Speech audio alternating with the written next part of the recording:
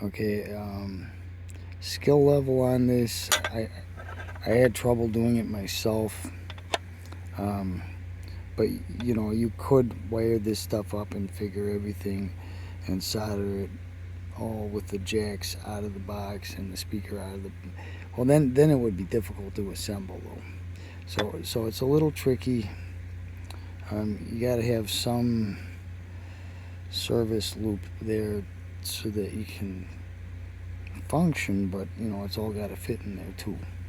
But you see, there's the input there, and the one to the, let's see, that would be your left, is the non-inverting input, and the one in the middle is the ground.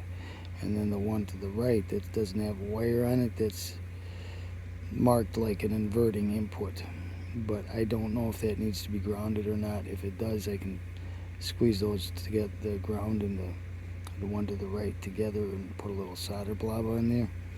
So I'm just showing how this is wired, just visually. I'll do a schematic, I guess, on the computer and post that, but you know, just so you can kind of see, this is not super easy. Okay, so I have a temperature regulated soldering iron, I have a desoldering tool, I have flux, a good paste flux, and the right kind of solder and everything like that. So you know, this is not something for people that don't know, that have trouble wiring guitars. You know, so guitars are great for practicing your soldering, you know, before you do something like this. But if anybody, you know, wants to do something like this, or wants to get back to it later, maybe try it later, that's what this is about. Okay, so there's these two screw type connectors, and what you want to do is twist the speaker wires. Okay, that's like a DC block. It's making an inductive DC block.